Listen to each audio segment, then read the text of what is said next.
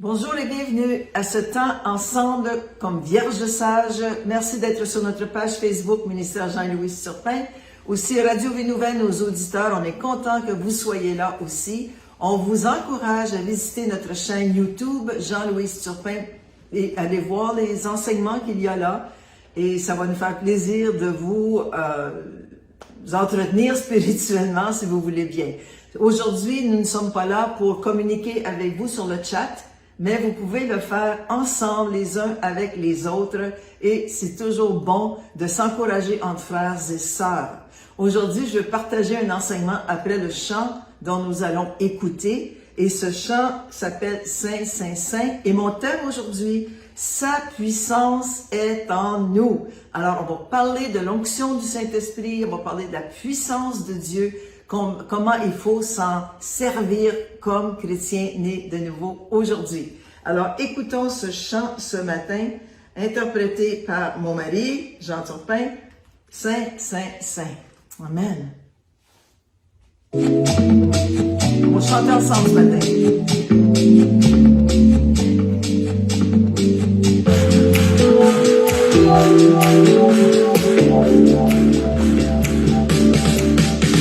Saint, Saint est le Seigneur, Saint, Saint est le Seigneur, Saint, Saint, Roi de l'univers. Saint, Saint est le Seigneur, Saint, Saint est le Seigneur, Saint, Saint, Roi de l'univers. Hosanna. Hosanna, Dieu très haut.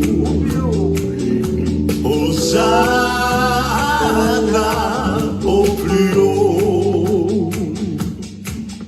Béni soit celui qui vient au nom du Seigneur le Dieu vivant, car tu es glorieux, tu es majestueux, mon Dieu très haut.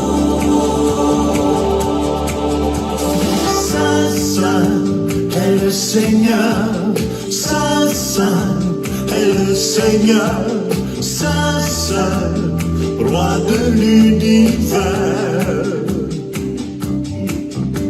Saint, Saint est le Seigneur, Saint, Saint est le Seigneur, Saint, Saint, Roi de l'univers. Hosanna, Dieu très haut. Hosanna au plus haut. Hosanna au plus haut. Béni soit celui qui vient au nom du Seigneur le Dieu vivant, car tu es glorieux, tu es majestueux, mon Dieu très haut. Saint, Saint est le Seigneur, Saint, Saint est le Seigneur, Saint, Saint est le Seigneur, Saint, Saint est le Seigneur, Saint, Saint est le Seigneur, Saint, Saint est le Seigneur, Saint, Saint est le Seigneur, Saint, Saint est le Seigneur. Saint, Saint est le Seigneur, Saint, Saint est le Seigneur. Alléluia, merci Jésus. Oui, c'est sûr et certain, le Seigneur est saint et on doit, nous, comme chrétiens, le glorifier, l'honorer, sanctifier son nom. Alors, merci encore une fois d'être à l'écoute ce matin et comme je vous ai dit, partagez ensemble sur le chat aujourd'hui car nous sommes absents, mais nous revenons lundi sans faute. Alors, sa puissance est en nous. Alors, ça veut dire que la puissance de Dieu règne dans nos cœurs. Regardons ensemble le verset. Tournez dans vos Bibles, allez chercher vos Bibles. C'est bon de regarder les versets ensemble dans la parole de Dieu. Dans 2 Corinthiens 4, au verset 6 et 7, ça nous dit ceci. C'est Paul qui parle aux Corinthiens. Car Dieu, qui a dit « La lumière brillera du sein des ténèbres », qu'est-ce qu'il a fait? a fait briller la lumière dans nos cœurs. Alors, de la même façon qu'il a fait briller la lumière dans le ciel au début de la création, de la même façon qu'il dépose cette lumière dans nos cœurs. Pourquoi? Pour faire resplendir la connaissance de la gloire de Dieu sur la face de Christ. Le mot Christ ici, c'est le mot onction, celui qui est oint. Verset 7, nous portons ce trésor, quel trésor? Cette lumière que Dieu nous donne, dans des vases de terre. Parce qu'on sait que le corps humain, c'est comme un vase de terre. C'est comme une tente, c'est un abri, c'est là où nous habitons sur cette terre. Afin, pourquoi? Que cette grande puissance, le mot ici puissance, c'est le mot grec dynamis, soit attribuée à Dieu et non pas à nous. Alors la grande puissance que nous avons à cause de cette lumière qui a été déposée dans nos cœurs est attribuée à Dieu seul. Nous, on s'en sert comme chrétiens, comme nés de nouveau, on peut s'en servir pour le bien des gens, pour notre bien, mais c'est toujours, la gloire est toujours attribuée à notre Seigneur, le Dieu Tout-Puissant, et non pas à nous. Alors, quand on parle de lumière, c'est le mot grec photismos, qui veut dire action de nous éclairer et de nous illuminer. Alors, la lumière qui est en nous, qui a été déposée dans nos cœurs, nous éclaire et nous illumine. C'est-à-dire qu'il nous donne un sens que les gens de ce monde n'ont pas, un sens spirituel, un sixième sens spirituel pour pouvoir discerner ce qui se passe autour de nous, dans nos familles, à notre travail. C'est cette lumière, ce photismos. Et cette lumière, la bonne nouvelle, c'est que nous la portons en nous et elle agit en nous. Alors, pas simplement qu'elle est déposée dans nos cœurs pour que l'on puisse briller devant les gens de ce monde, mais elle agit aussi en nous, cette lumière. Elle est appelée une grande puissance, comme on a vu tantôt, dynamis. C'est de ce mot que l'on prend notre mot dynamite. Alors, c'est une puissance explosive, c'est une puissance au-delà du réel. Amen. C'est une puissance au-delà de toute mesure. Et pourquoi est-ce que le Seigneur nous donne ou nous fait ce cadeau de la puissance de Dieu? Regardez bien ceci, c'est que par nous-mêmes, on ne peut rien faire. C'est vraiment le Saint-Esprit. Il vit en nous. Il agit, il nous a été donné, c'est un don, c'est un cadeau de Dieu. Alors, quand on reçoit le Seigneur Jésus comme Seigneur et Sauveur dans nos cœurs de façon sincère et on sait ce que l'on fait, le Saint-Esprit descend en nous avec puissance et il ouvre nos yeux spirituels afin que l'on voit ce que les gens de ce monde ne voient pas. Alors, nous avons de l'explosif en nous et on ne peut pas le garder pour nous. On ne peut pas le garder renfermé. Regardez ce que le grand prophète Jérémie nous dit au chapitre 20 de Jérémie, au verset 9. C'était un grand prophète, un homme de Dieu qui ne voulait plus annoncer la parole parce que ça lui apportait beaucoup de persécutions. Alors il a dit au Seigneur, j'en peux plus. Mais regardez bien ceci. Si je dis, c'est Jérémie qui parle, je ne ferai plus mention de lui, en parlant de Dieu, je ne parlerai plus en son nom. Si je me dis ça dans mon cœur, regardez bien ceci, il y a dans mon cœur comme un feu dévorant. Alors c'est vraiment ça le Saint-Esprit en nous, c'est un feu dévorant. C'est une puissance surnaturelle, c'est une force que Dieu nous donne. Regardez, qui est renfermé dans mes os. Je m'efforce de le contenir, mais je ne le puis.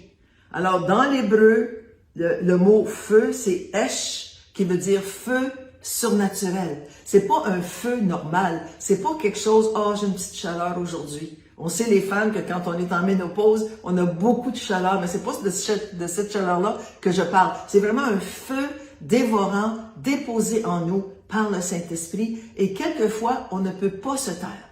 Quand les gens voient briller notre lumière, on a un feu qui vient en nous, puis il faut parler. Il faut dire, écoute, avant j'étais dépressive, avant j'étais toujours fatiguée, mais depuis que Jésus est venu dans mon cœur, j'ai une force surnaturelle, j'ai une lumière en moi et j'ai une puissance que le Seigneur me donne pour que je puisse faire face à tous les jours, à ma journée. Amen. Alors, le mot, en parlant de Jérémie, souvent quand on parle ici d'onction, quand on parle du Saint-Esprit, on parle de l'onction du Saint-Esprit. Qu'est-ce que ça veut dire, l'onction du Saint-Esprit? L'onction, c'est vraiment la présence manifeste de Dieu dans nos cœurs. Et on peut souvent ressentir l'onction dans l'Église. Quand on va à l'Église le dimanche, qu'est-ce que c'est? C'est la puissance manifeste de Dieu dans l'Assemblée. Alors, quand on parle onction, on parle puissance. On parle onction. Alors, on a vraiment besoin de cette onction. Et quelquefois, quand on prie, je ne sais pas si ça vous a déjà arrivé, mais c'est comme, wow, on ressent une pression, on ressent une chaleur, et on dit, wow, merci Seigneur. Puis là, on peut se mettre à trembler, on peut se mettre à pleurer, on peut se mettre à rire. C'est vraiment l'onction du Saint-Esprit qui vient en nous. Alors, comme je vous ai dit, cette puissance est appelée aussi onction. Si on regarde dans l'Acte 10, au verset 38, ça nous dit ceci. Vous savez comment Dieu a oint du Saint-Esprit et de force. Le mot force ici, c'est le mot dynamis ou puissance. Jésus de Nazareth, et ça nous dit qu'il allait de lieu en lieu faisant du bien et guérissant tous ceux qui étaient sous l'emprise du diable. Alors vraiment, Jésus avait besoin de cette onction, Jésus avait besoin de cette force, de ce dynamisme pour accomplir son ministère. Combien plus nous, comme chrétiens, on a besoin de ce dynamisme, on a besoin de cette onction pour fonctionner dans la vie de tous les jours. Vous allez dire, oui, mais moi, je ne suis pas un des 5 grands ministères, pasteur, prophète, évangéliste, docteur et apôtre. Non, mais tu as un ministère auprès de ta famille, tu as un ministère à ton travail, tu as un ministère à l'Église. Si tu n'en as pas, cherche à t'impliquer.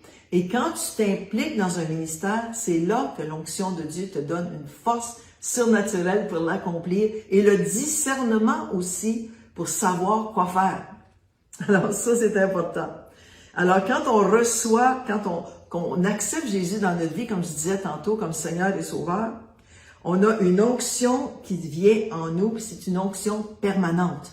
Le Saint-Esprit vient faire sa demeure en nous de façon permanente. Je ne sais pas si vous avez déjà vécu, quand je me suis convertie au Seigneur Jésus il y a plusieurs années, mes yeux se sont ouverts, mes yeux spirituels se sont ouverts et je voyais toutes les choses autour de moi de façon différente. Je voyais les arbres, je voyais l'herbe, je voyais la maison, je voyais mon mari de façon différente. Mes yeux spirituels étaient ouverts et je réalisais que, wow, je n'avais pas ces yeux-là avant, je n'avais pas cette onction-là, je n'avais pas la puissance du Saint-Esprit en moi. Mais aussitôt que je lui ai donné toute ma vie, comme je vous ai dit tantôt, de façon sincère, mes yeux se sont ouverts et je n'étais plus la même. Et depuis ce temps-là, je ne suis plus jamais la même. Alors, cette onction est vraiment puissante parce que l'onction permanente qui entre dans notre esprit à notre conversion et ne fait qu'un avec notre esprit lors du salut et c'est une onction de révélation. Comme je vous ai dit, le Seigneur nous révèle le monde spirituel. Alors, cette onction nous révèle tout sur Dieu. C'est sans fin, car cela nous apprend toutes choses. Elle nous permet de demeurer en Jésus comme il demeure en nous, mais souvent on ne le réalise pas assez. Alors Jésus vit en nous. Répétez après moi, Jésus vit en moi, son onction vit en moi, et je suis une nouvelle créature créée à son image et à sa ressemblance, et je peux tout par celui qui me fortifie, qui me donne la force, qui me donne cette puissance. Aujourd'hui, si vous vous sentez un peu abattu, si vous avez manqué de courage, je prie pour vous maintenant. Seigneur, pose ta main sur ces gens qui sont découragés, peut-être un peu dépressifs. Merci qu'avec la puissance de ton Saint-Esprit qui est en eux, tu les relèves maintenant. Tu leur donnes une force nouvelle pour accomplir ce dont ils ont besoin d'accomplir. Amen. Alors, cette onction du Saint-Esprit, on va regarder quelques points avant de terminer aujourd'hui. Cette onction du Saint-Esprit, premièrement, nous éclaire et nous illumine. Pourquoi je dis illumine? Parce que c'est la lumière de Dieu qui est venue dans nos cœurs. Le photismos, ok? L'onction nous éclaire et nous illumine.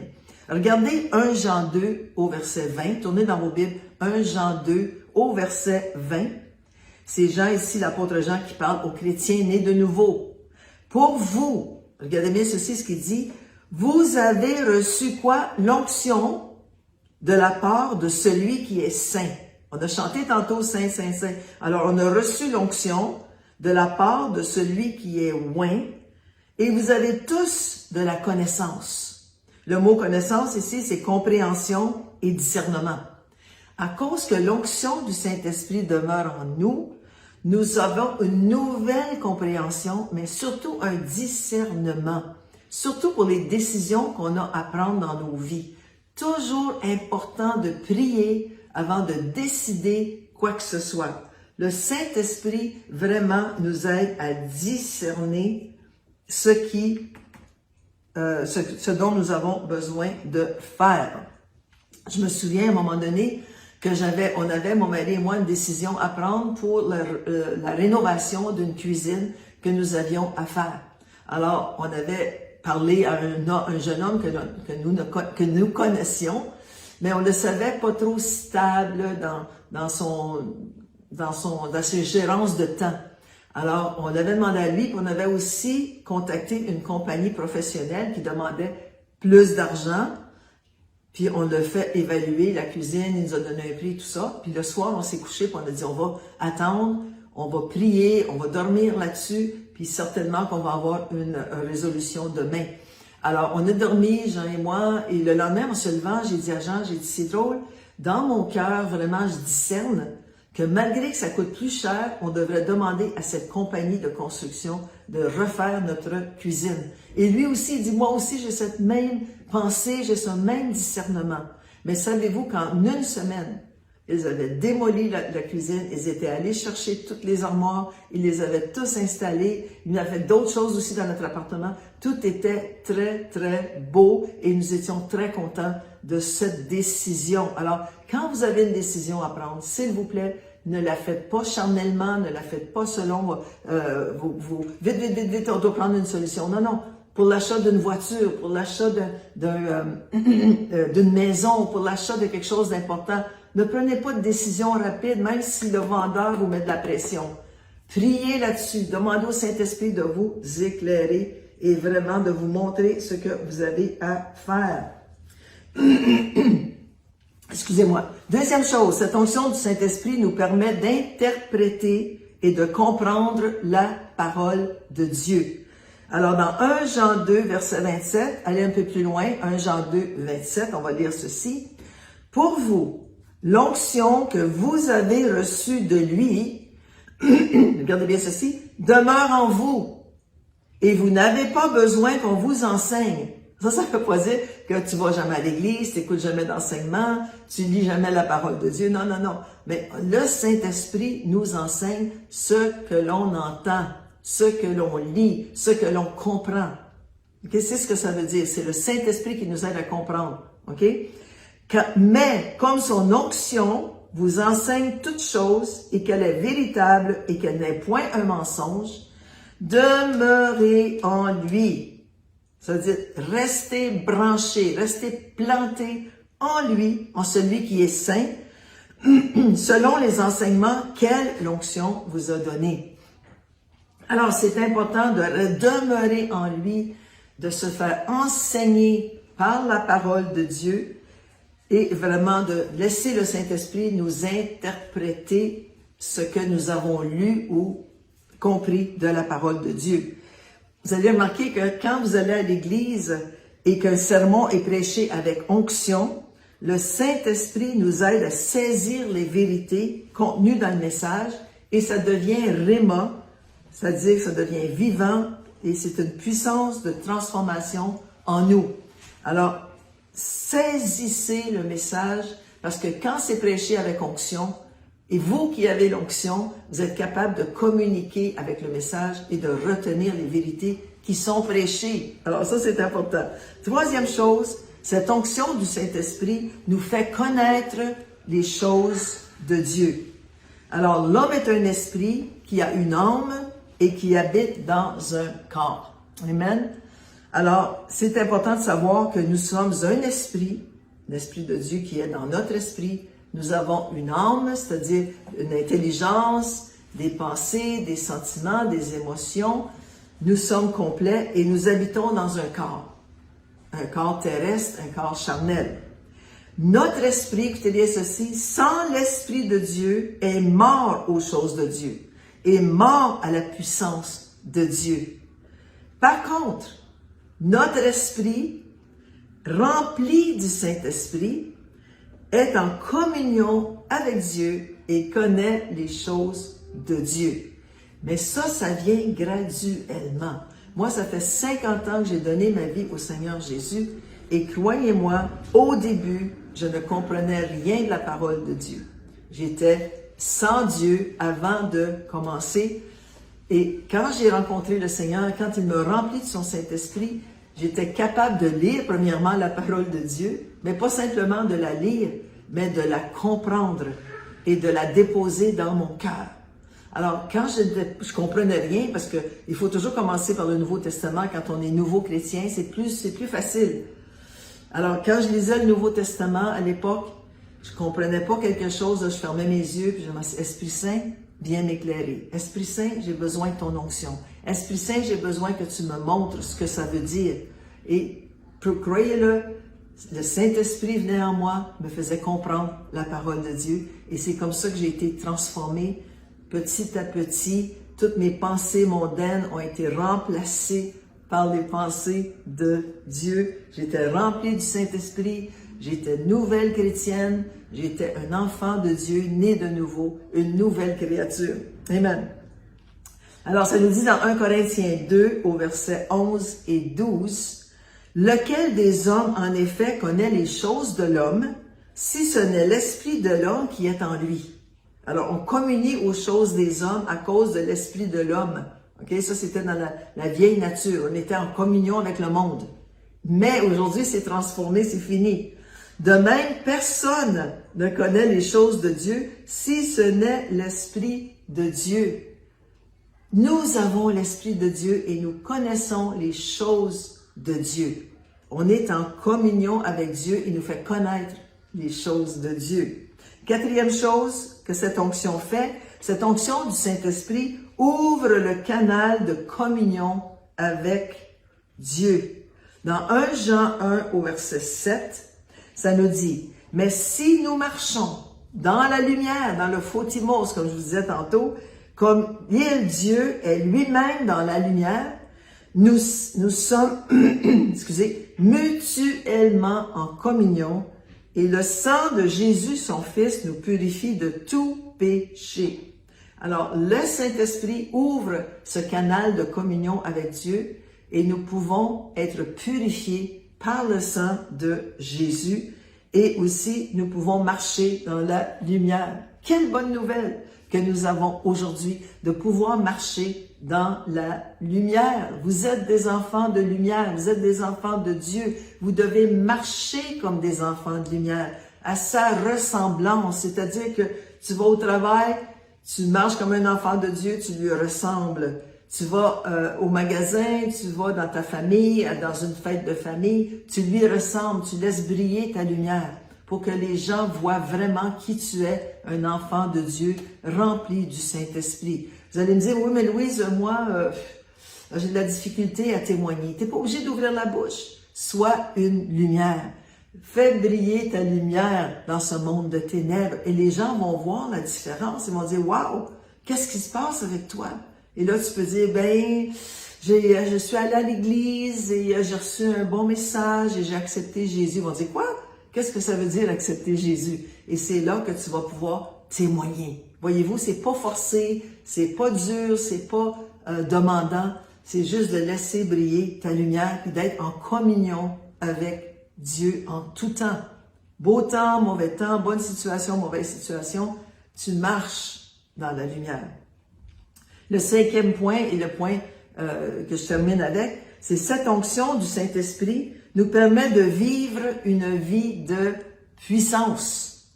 Est-ce que tu vis une vie de puissance ou si tu vis une vie morte?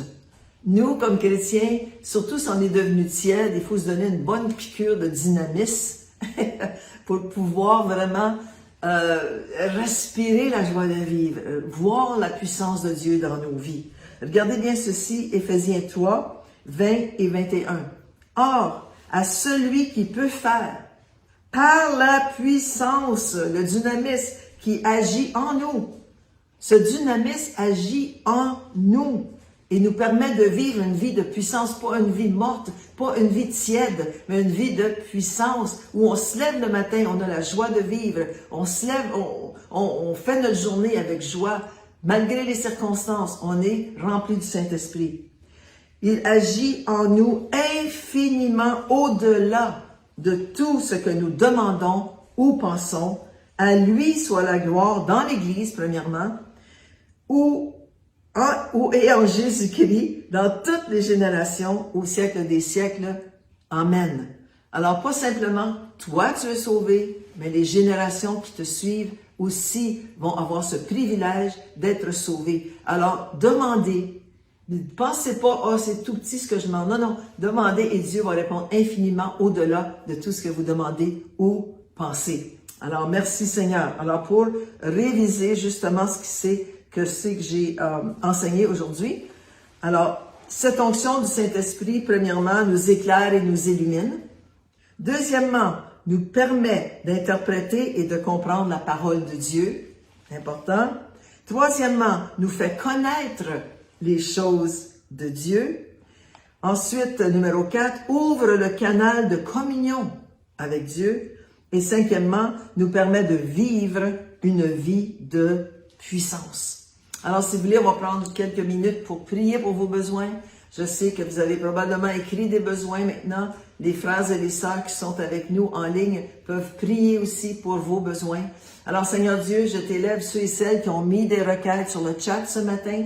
Je te remercie que tu les touches puissamment et que ceux qui ont besoin d'être guéris maintenant soient guéris dans le nom puissant de Jésus-Christ.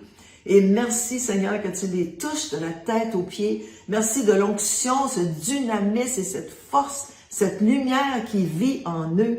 Merci Seigneur que tu nous donnes et que tu donnes à chacun d'eux le courage, la force et l'habilité de marcher aujourd'hui dans cette lumière et de refléter ta gloire. Merci Seigneur pour tous nos auditeurs aussi de Radio Vie Nouvelle. Je te remercie que tu les touches aussi. Ceux qui sont sur notre chaîne YouTube, tu les touches aussi.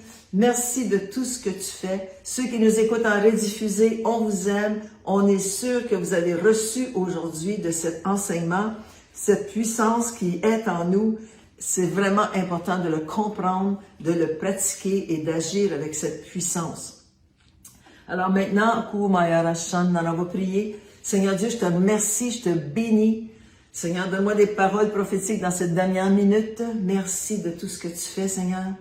Merci, Seigneur. Il y a une dame ici qui écoute présentement et qui se sent complètement découragée, abattue à cause de la maladie. Le Seigneur te dit non, relève la tête et regarde vers moi, car je suis un Dieu qui guérit, un Dieu qui console, un Dieu qui remet sur ses pieds tous ceux qui se confient en moi.